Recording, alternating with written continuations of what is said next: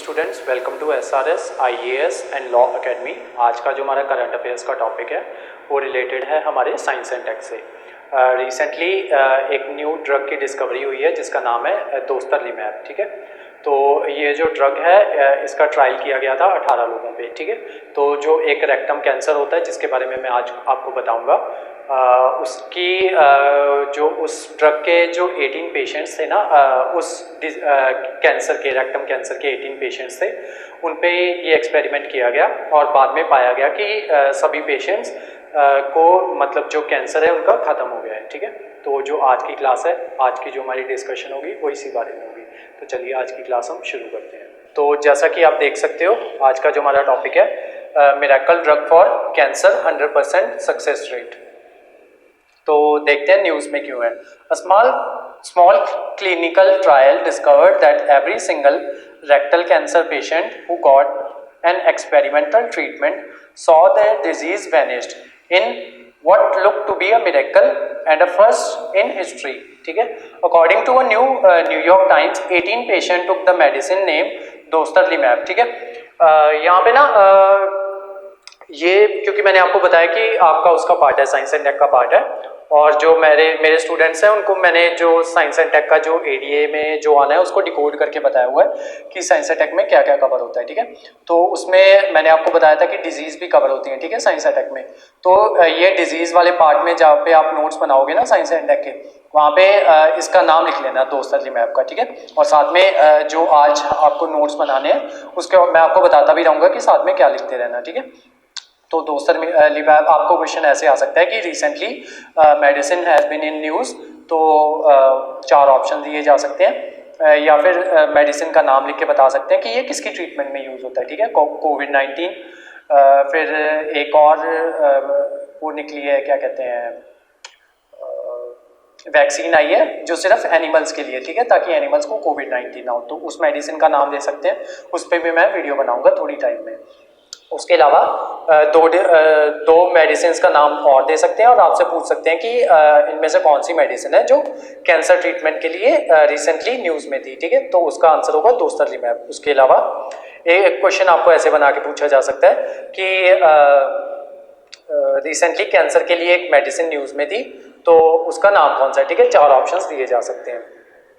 या फिर ऐसा पूछा जा सकता है कि रिसेंटली दोस्तरलीमैब जो है वो न्यूज़ में थी, वो कौन सी डिजीज़ की वजह से थी। ठीक है, तो उसमें कैंसर राइट ऑप्शन होगा। तो इस तरीके से बना लेना आप अपने नोट्स। ठीक है, और ये वाले नोट्स हैं, ये तो मैं आपको सेंड कर ही दूंगा। ठीक है, पर लेकिन साथ में आप भी हैंड रिटन नोट्स, मेरे स्टूडेंट्स को पता है कि उनको नोट्स किस तरीके से बनाने हैं, तो आपको नोट्स बनाते रहा करो। नेक्स्ट देखते हैं। 18 patients took the medicine named dostarlimab for 6 months in a limited clinical trial. अच्छा हाँ, आपको नोट्स में ये लिख लेना कि दोस्तरलीमैब लिख लेना, ब्रैकेट में लिख लेना फॉर कैंसर ट्रीटमेंट। ठीक है, और आगे जो जो लिखना होगा वो भी बताता जाऊंगा मैं आपको। नेक्स्ट देखते हैं। Done by Memorial Sloan Kettering Cancer Center. ठीक है, and all of them saw their tumours shrink at the end. ठीक है, और हुआ क्या कि 18 पेशेंट्स के ऊपर ये क्लिनिकल ट्रायल किया गया, और जब उनको चेक किया गया तो बाद में उन्होंने पाया कि जो उनकी सबकी वो था कैंसर था ना, वो ऑलमोस्ट श्रिंक हो गया। ठीक है, नेक्स्ट देखते हैं कि जो रेक्टल कैंसर होता है वो असल में होता क्या है। Rectal cancer is a cancer that begins in the rectum. ठीक है, अब रेक्टम देखो क्या चीज होती है।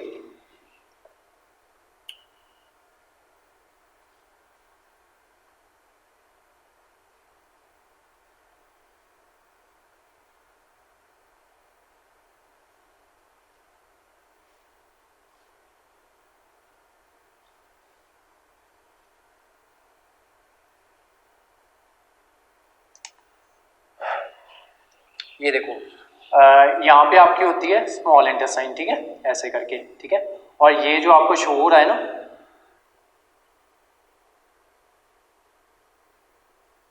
ये जो आपको ये शो हो रहा है, ठीक है, इसको कहते हैं लार्ज इंटेस्टाइन। ठीक है, लार्ज इंटेस्टाइन के 2 पार्ट्स होते हैं, एक पार्ट होता है कॉलन, ठीक है, और दूसरा पार्ट होता है ये रेक्टम। ठीक है, ये जो यहाँ पे ये जो बना हुआ है ना स्क्वायर रेक्टेंगल सा बना हुआ है, ये देखो ये रेक्टम। ठीक है, इस एरिया को कहते हैं रेक्टम, ऊपर वाले एरिया को कहते हैं कॉलन। ठीक है, इस रेक्टम वाले एरिया पे ना यहाँ पे जो सेल्स है ना एकदम से बढ़ने लग जाते हैं। ठीक है, और ये रेक्टम आगे अटैच्ड होता है आपकी एनस से। ठीक है, तो ये यहाँ पे जो होता है क्या कहते हैं रेक्टम होता है ना, वहाँ पे ना सेल्स ना ऑटोमेटिकली बढ़ने लग जाते हैं, ठीक है, जिस वजह से क्या होता है कि वहाँ पे कैंसर हो जाता है, ठीक है, उसको कहते हैं रेक्टम कैंसर। कई बार क्या होता है कि कॉलन, ये जो मैंने आपको बताया ना कॉलन, यहाँ पे भी सेल्स ऑटोमेटिकली बढ़ने लग जाते हैं, और जो रेक्टम होता है वहाँ पे भी सेल्स बढ़ने लग जाते हैं, ठीक है, तो उसको कहा जाता है कॉलोरेक्टल कैंसर। वापिस आते हैं, rectum cancer is a cancer that begins in the rectum, ठीक है, रेक्टम एरिया मैंने आपको बता दिया। उसके आगे rectum is the last several inches of large intestine, ये भी आपको बता दिया। It starts at the end of first segment of colon and ends when it reach the short narrow passage leading to anus, ठीक है, ये मैंने आपको यहाँ पे समझा दिया है डायग्राम में। नेक्स्ट देखते हैं दोस्तरलीमैब। अब ये जो ड्रग है ना, ये असल में काम कैसे करता है और क्या चीज़ है ये drug. Dostarlimab the trial use monoclonal antibody. अच्छा, एंटीबॉडीज ना दो टाइप्स की होती हैं, मतलब जो यूज की जाती है ना जनरली किसी भी मेडिसिन में। एक तो होती है पॉलीक्लोनल, दूसरी होती है एंटी पॉलीक्लोनल एंटीबॉडी, दूसरी होती है मोनोक्लोनल एंटीबॉडी। जो पॉलीक्लोनल होती है ना एंटीबॉडीज, वो क्या करते हैं कि वो ना डिफरेंट टाइप की एंटीबॉडीज को एक साथ इकट्ठा किया जाता है, ठीक है, और फिर उसको एज ए ड्रग यूज किया जाता है।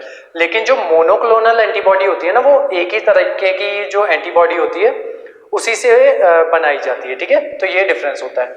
अब देखो, the trial use monoclonal antibody called dostarlimab every 3 weeks for 6 month for the treatment, ठीक है, 6 महीने के लिए हर 3 हफ्ते बाद जो उनको जो पेशेंट्स थे उनको दोस्तरलीमैब की जो डोज हुआ करती थी वो दी जाती थी। किन किन को?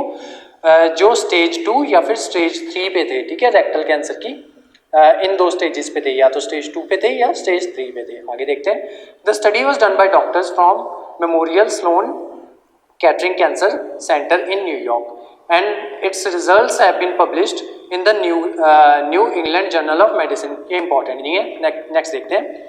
हाँ, पॉलीक्लोनल मैंने आपको ऑलरेडी बता दिया कि made using several different immune cells, ठीक है, while monoclonal antibodies are made of identical immune cells, ठीक है।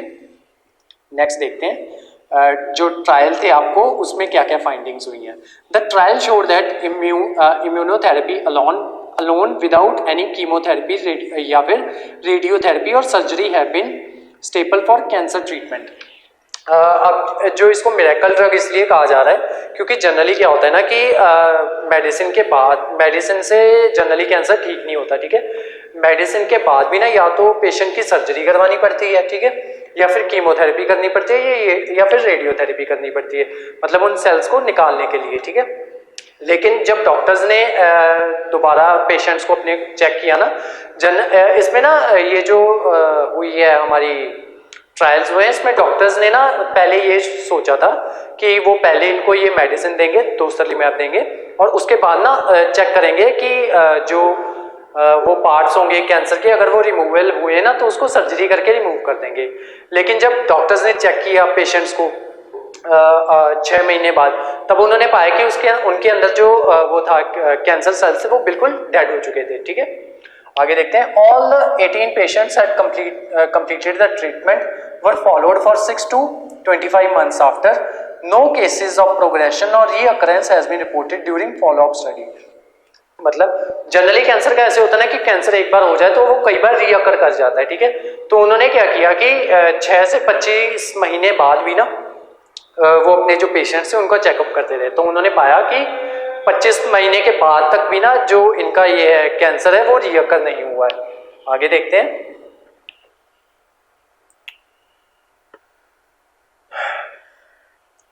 the response was too rapid, the symptoms resolving in 81% of patients within 9 weeks, ठीक है, जो 81% of the patients थे वो 9 weeks के अंदर ही मतलब ठीक होना शुरू हो गए थे। The 18 patient expected to have to go through these surgeries as the next step by the researchers। ये मैं आपको ऑलरेडी बता चुका हूँ कि डॉक्टर्स ने एक्सपेक्ट किया था कि इनको सर्जरी के थ्रू बाद में इनका कैंसर रिमूव कर देंगे। However they were surprised that no more therapy was required, ठीक है, कि वो जो थी दवाई थी ड्रग थी दोस्तरलीमैब, उसके थ्रू ही वो ठीक हो गए। अब देखते हैं वो ठीक कैसे हुए।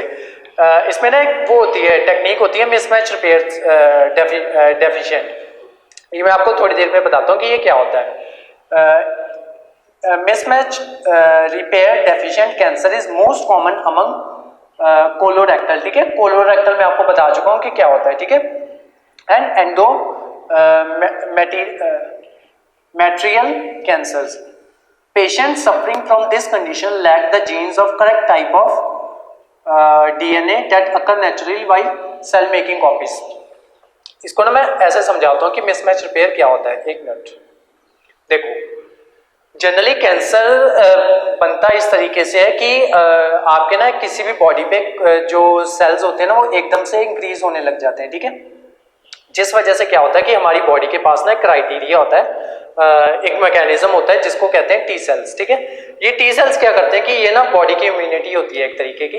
ये टी सेल्स क्या करते हैं कि ये ना खुद ब खुद आपकी बॉडी में अगर कहीं पे भी गड़बड़ हो ना तो ये खुद ब खुद उससे फाइट करने के लिए ना टी सेल्स जनरेट करते रहते हैं।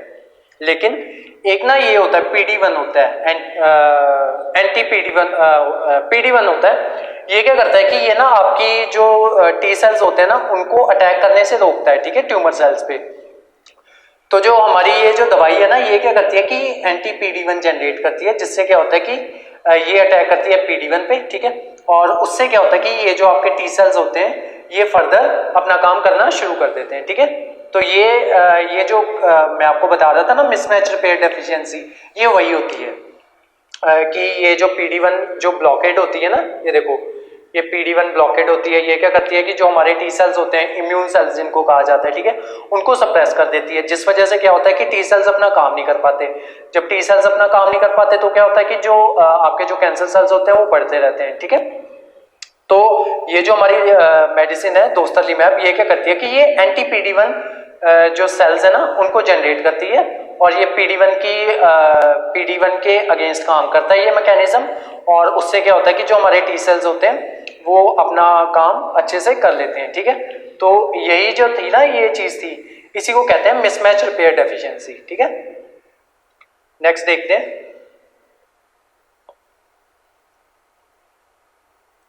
How much does it cost, ठीक है। मतलब अगर ऐसी कोई दवाई आई है तो मोस्ट इंपॉर्टेंट चीज ये भी है कि वो कॉस्ट कितना करेगी, ठीक है। तो वो देखते हैं। An immunotherapy treatment can cost around ₹4 lakh per month, ठीक है। और ये कितनी देर तक चलनी है? 6 मंथ्स तक चलनी है। तो 6 4 या ऑलमोस्ट 24 लाख तक का खर्चा आ जाएगा, जो कि बहुत महंगा होता है। Cost is believe to a major hurdle, ठीक है। तो ये जो कैंसर पेशेंट्स होंगे ना जो मतलब नॉर्मल एवरेज फैमिली से बिलोंग करते होंगे या बिलो एवरेज फैमिली से बिलोंग करते होंगे, उनके लिए ये जो मेडिसिन है वो बहुत वो है, ठीक है, जिसको कहते हैं कि बहुत कॉस्टली है। पीपल में and up using their life saving for the treatment, ठीक है। मतलब पीपल उनकी जो जिंदगी भर की कमाई है, ठीक है, वो इसी में लग जाएगी, ठीक है। तो उसके लिए अब हम यही कह सकते हैं कि सरकार को उसके लिए कुछ ना कुछ करना चाहिए। या फिर जनरली क्या होता है ना कि जैसे ऐसी कुछ दवाइयाँ होती हैं इनके ऊपर ना WTO से परमिशन लेके या फिर WHO से परमिशन लेके इनकी ना वो बनाई जाती हैं, जिसको आप कह सकते हो एक तरीके से ना इनके क्लोन बनाए जाते हैं ताकि वो महंगी दवाई को सस्ते में बेचा जा सके, ठीक है। तो सरकार जो हमारी गवर्नमेंट है वो ये कर सकती है कि जो WHO है उससे पेटेंट की परमिशन लेके तो वो अपनी जो मेडिसिन है इस पे बना सकती है, ठीक है। तो आज की जो हमारी क्लास थी वो यहीं तक थी। इसके जो नोट्स हैं वो आपको टेलीग्राम चैनल पे प्रोवाइड करवा दिए जाएंगे, जिसका लिंक आपको डिस्क्रिप्शन बॉक्स में शो हो रहा होगा। और जो हमारे वेरियस कोर्सेज हैं उसमें इनरोल करने के लिए आप स्क्रीन पे दिए हुए नंबर पे कांटेक्ट कर सकते हो। तो आज की जो क्लास थी वो यहीं तक थी। Thank you so much.